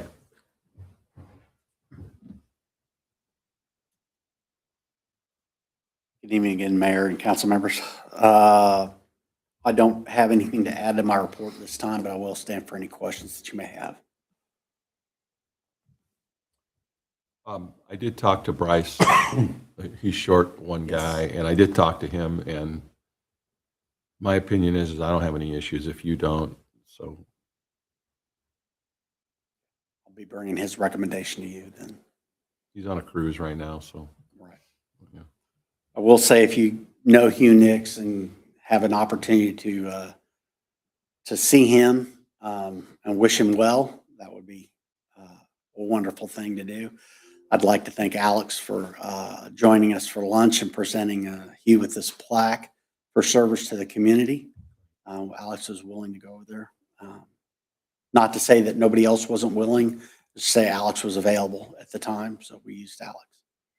Free meal. Free meal, yeah. What'd you guys have? Salmon. Huh? So is our planning, the planning code, or do we need to adjust any of that stuff to make it more clarification for projects? Because like I said, that's 2 of them that we got sent to us and then sent back because they didn't finish the vote, or there wasn't clarification, or what? Is there something we need to update? To be quite honest with you, what happened last planning commission meeting stunned me. I did not anticipate that in the least. I thought I planned for every contention possible with the response to the planning commission. I had no idea that that a motion would not be made. I did not think of that.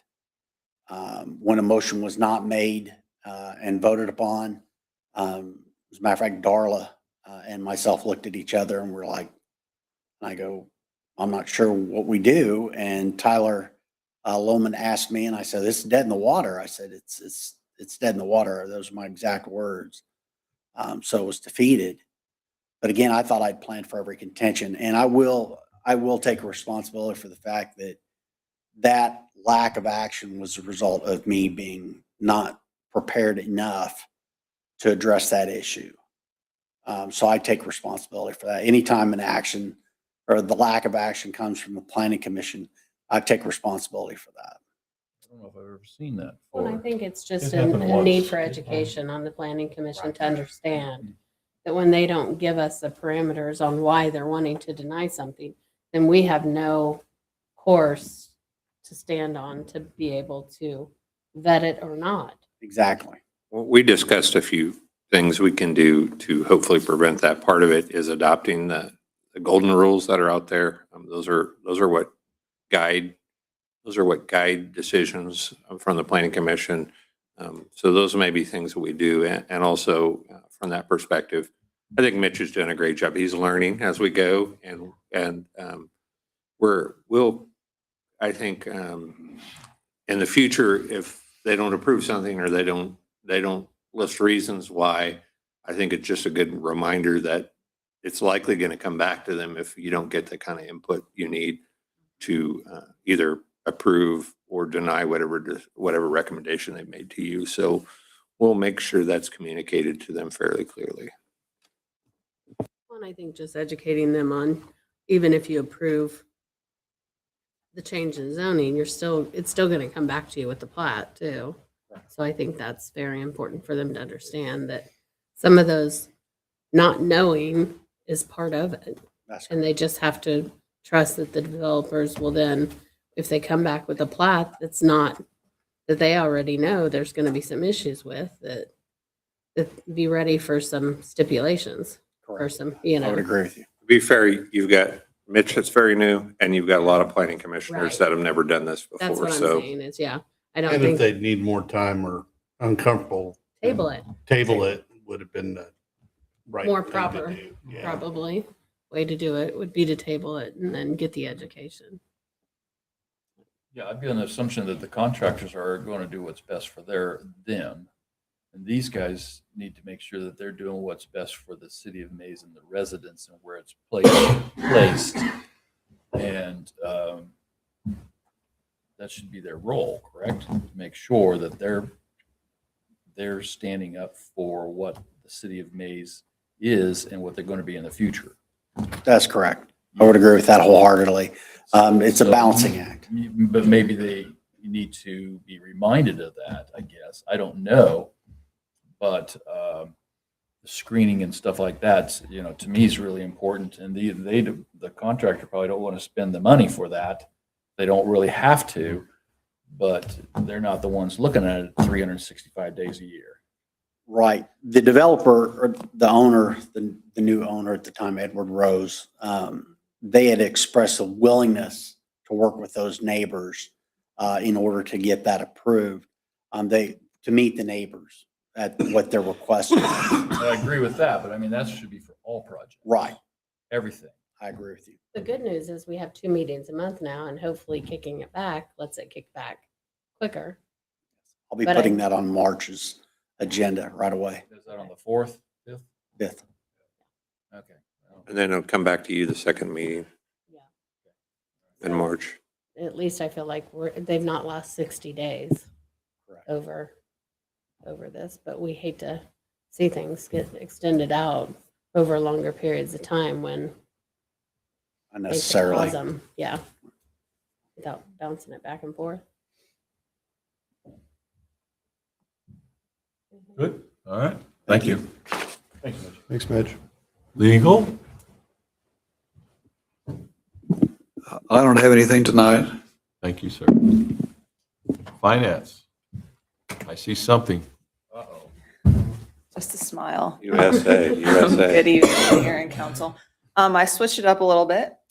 This is obviously my January report presenting in February. I kind of put together more of a narrative on what I did that month. So I could remember exactly everything when I'm up here to tell you guys, because sometimes, and really I could give you guys a full highlight and then give you more in-depth detail on a few items. You also have your year-to-date treasury report and your cash and budget position attached. But as well, that last page is a schedule. I don't know if you guys see this. And this is our Tyler implementation schedule. And we are about to be in full swing. And this is just the finance portion of it. So after the finance portion, we have utilities. And after utilities, we have courts. So according to this schedule, if everything goes as planned, the second week of July, we will be in ERP Pro 10. I did also want to bring this to you guys because I wanted to make you aware this is going to be Tristan and I's life starting in March. And so I kind of just wanted to be transparent and let you guys know that some things that we may have on our list to do maybe kind of push back a little bit, as some of these hours, like I said, are going to take lots of time. Really, as of March, we're going to start looking at chart of accounts. I've already done a bunch of work with it, and we're going to start transposing and doing all the things we need to do to move forward with that. And then we have 2 full weeks in May that are full of just training. And those 2 full weeks in May will also bring in other people. So what that would look like is during one day, we might have training on purchase orders, accounts payable, and then how to pull reports. And so we may have department heads and how to pull reports.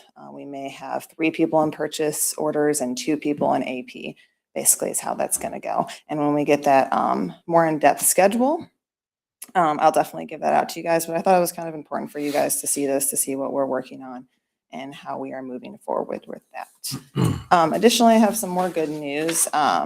We've been working on, the utility group has been working on a way to get citizens the opportunity to sign up to do ACH billing online, and we've got it done.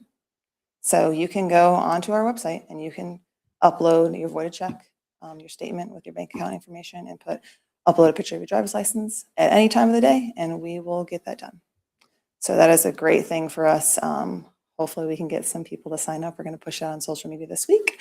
I think that allows people, you know, before we had that up, you could only come in during our hours to get it done. And I mean, I couldn't do that as a person, an employee. Like I couldn't go to my city during the time and get that done. So I think this is great for people to remember at 11 p.m. at night to go sign up for their ACH and get that done. So that also being said, and everybody that's listening, if you have a credit card attached to your account right now, you're paying that 3% fee each month. So now you can go on and get your ACH done. And I will stand for any questions. I will just say, switching ERPs is a major undertaking. So thank you for all your work on that, because I know that's not an easy thing to do. I'm excited. I think it's going to be great. I think it's going to be great capabilities. I'm actually going to Tyler Tech Conference in April, and I'm just super excited on all the reporting capabilities, all the Excel files I can pull out rather than like these ugly PDFs, so we can do some stuff with it. So I'm excited. Light at the end of the tunnel. Yes, there's a light. A lot of Even though work. it's a lot of but work. Definitely needed. That new chart of accounts would be great.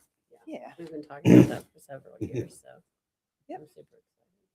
So I may be ignorant on it. So how is it protected from like hackers and stuff? Our technology system or financial system.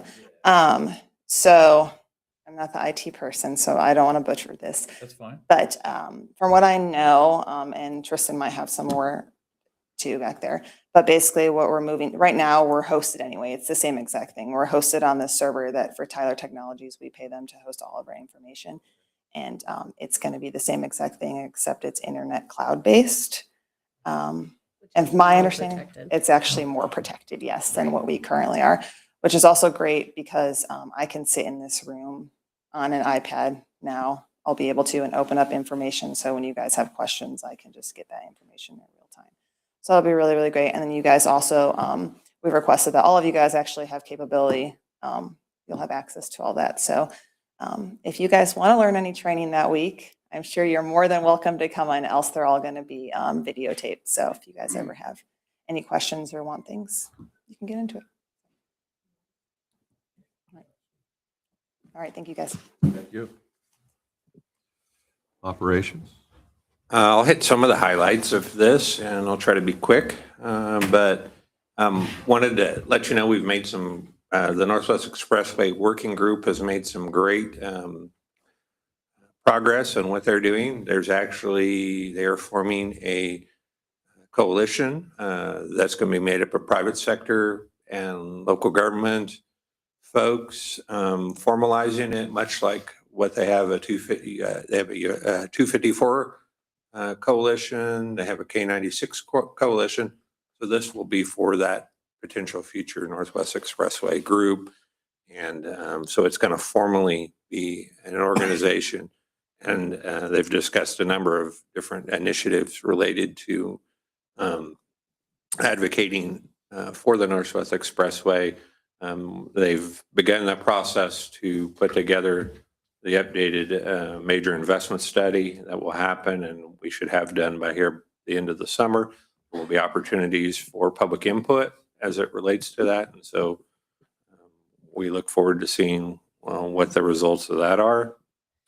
I don't remember if I mentioned this last time, but we did have a staff professional development day on Martin Luther King Day, and I think it was a good opportunity to get to know, for our employees to get to know each other a little bit better, and I think it went well. We'll be at some point giving you kind of results of some of that feedback that we got from our staff. We want to put that together in such a way we'll provide it both to the staff and to the city council. We're excited to, we're very involved with WAMPO. WAMPO is our involvement in Wichita Area Metropolitan Planning Organization is critical because they are the gateway to grant funds in the metropolitan area. And appropriately so, we've got participation in a number of boards that they offer, and they've offered a number of new boards that for us to participate in that we'll continue to look at doing. But happy to say that we actually have some participation in the project selection committee. We have a representative on that board, which we haven't had since the former deputy city administrator was on that board. So I think that's pretty critical as we start to look at funding. They have to look at it from a very neutral standpoint when they go in, but it's great to have some participation on there. We've been involved with Sedgwick County Fire District and Sedgwick County Fire Department as they've started to look at their mutual aid agreements and looking at the parameters of the fire district. We've sat in on a number of meetings, and they're starting to look at how they address automatic mutual aid agreements and whether they'll continue to do that in the future, and how what the fire district might look like in the future if you're able to get some additional communities on board with that, or whether they're interested in staying where they're at, and the impact that it can have on the existing communities that are part of the fire district. So there's a lot of discussion happening around that, and we're excited to kind of hear where that goes. We think partnerships are important, and we hope that we'll continue to support them as they kind of explore what options might be out there.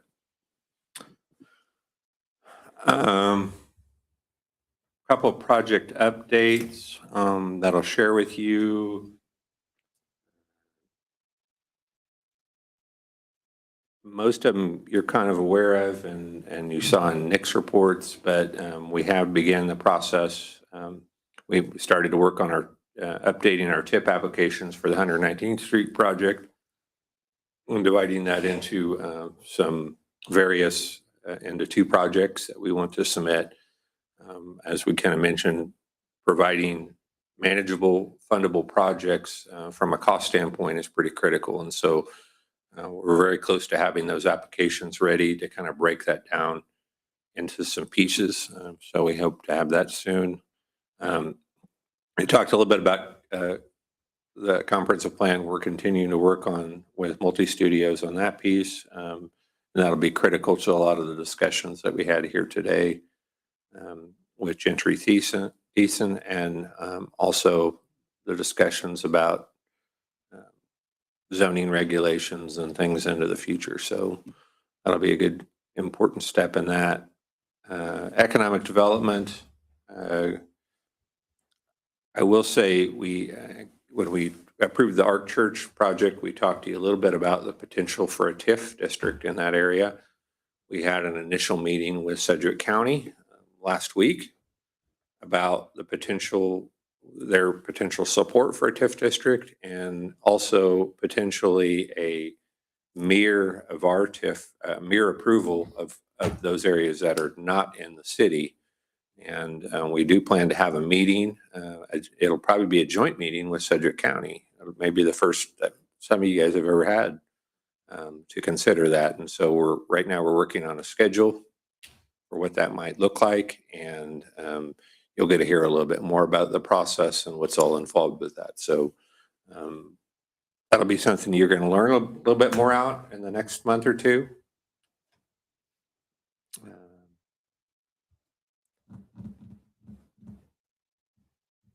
I think, on the HR standpoint, I'd be remiss if I didn't mention that our longtime city clerk, Sue Villarreal, has announced that she's going to enjoy her retirement after 19 years. And we're extremely sad to lose her. She's an amazing clerk. She's one of the best clerks I've ever worked with in my 25 years. And we're going to miss her. But we're going to celebrate her too. So March 20th, and we haven't come up with all the details, but we'll have an opportunity for people to come and say thank you and how much they appreciate Sue. We do have, we've actually already done interviews for the position, and we have a pending applicant that we'll be announcing here fairly quickly who that individual is, but she's got some big shoes to fill, and we absolutely appreciate everything Sue's given to us over the years, and we're going to miss her. But we're all excited and envious of her at the same time. I will point out a couple other positions that we have filled. Will Smith has taken the position of in IT to assist Sarah in her efforts. Also, new positions, as I think both Nick and Chief mentioned, in Public Works and Police. Jacob Compton hired as the police court PD administrative assistant. As you may or may not be aware, we kind of combined the deputy position in the court with that position. And we feel that it's not going to quite cover everything that we've got, but we feel that at this time, that's the best to cover those two positions together and find a way to make that work. We'll certainly be monitoring that as we look into the future, into the next couple of years to make sure that's the right fit. And then Austin Pratt returned as a seasonal employee he became a full-time employee, and also Lucas Potts was hired as a maintenance worker. So we're excited to have a lot of new team members that I think are going to add tremendous value to the city. And I think that'd probably be the highlights of what I pushed. I'd be glad to talk about anything else I didn't mention in here, but that's the highlights. I will, one other thing I will point out, if you look at the April meeting, we have a very full calendar in April. We have our council workshop, and also we have our joint city council school district rec commission meeting. On the 27th is the joint meeting, and Saturday will be the workshop, and that'll be the 11th. And so very busy month in April. Excited to have everybody here, and you're going to earn your keep on that month. So I'd stand for any other questions.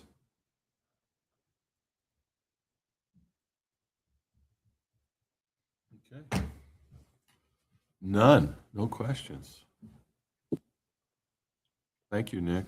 Let's run on to city council members. Let's start with Kevin. Got a little news to report for the Community Foundation.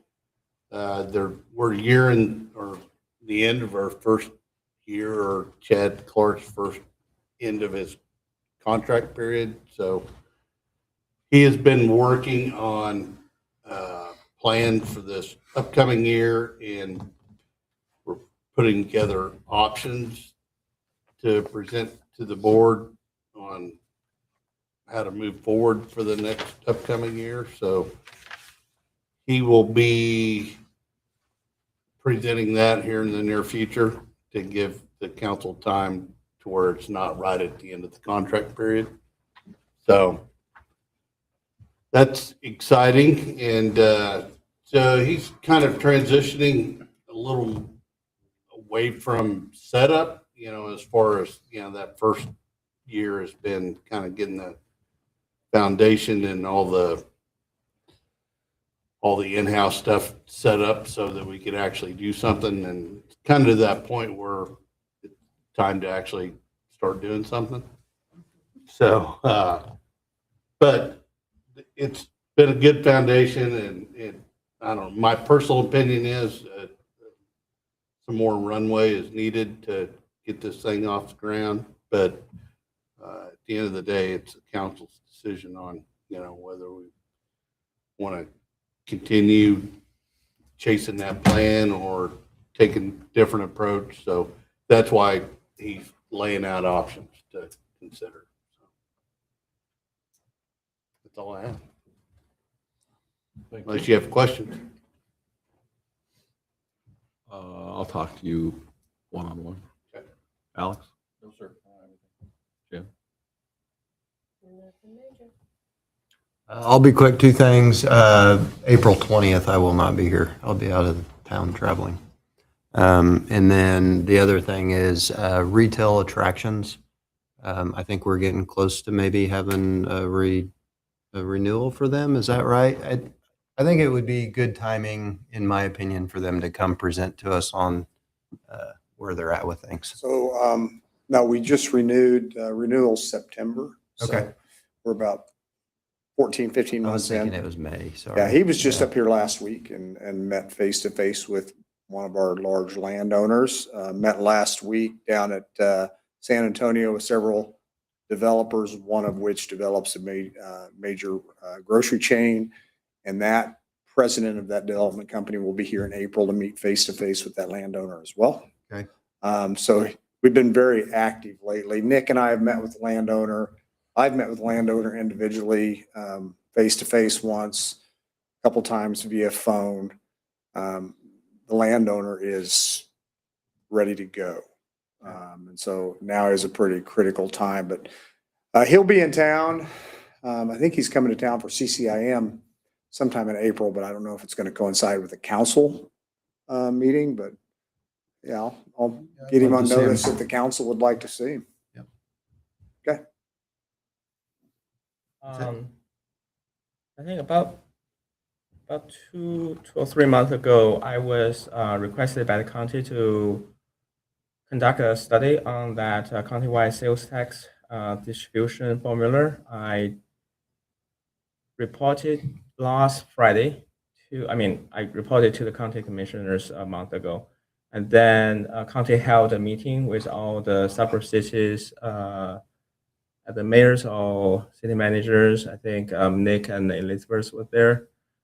So I do present several alternatives. I think the takeaway is really one size fit all doesn't work. I think a county, if I understand correctly, trying to see whether the state can allow at least Cedar County and Johnson County to do their own distribution so that we can take a look of that closer. So that's kind of the current status on that.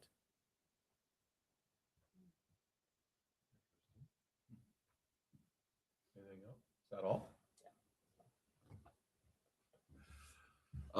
Mayor's thing. The only thing I got is I want to give Nick a thank you to, I assume you and maybe your staff, I don't know, the idea for the TIF district thing for that piece of property was genius. The meeting we went to with the county, they were like, wow, that's a great idea. And they're on board.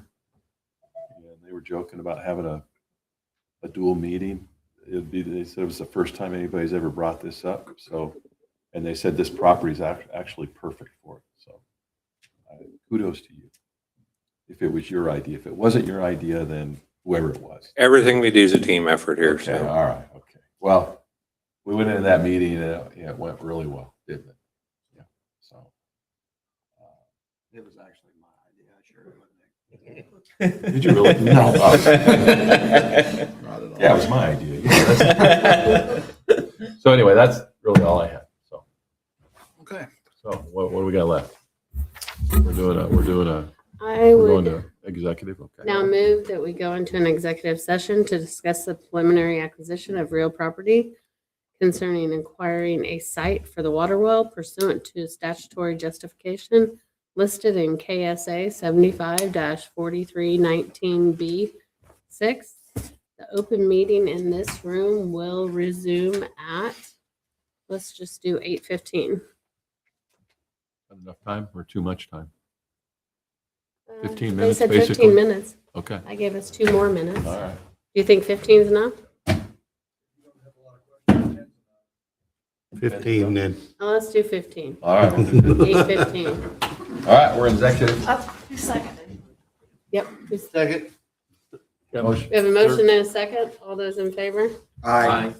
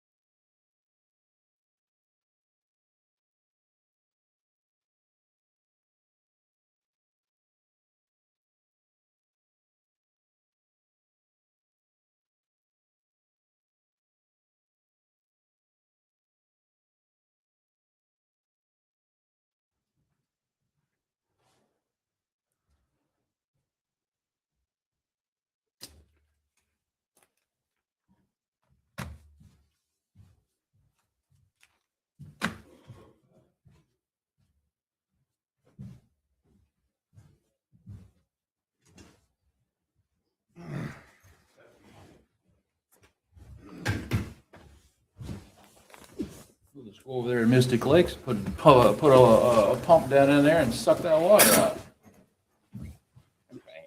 Look at that. All right. We're back in session, right?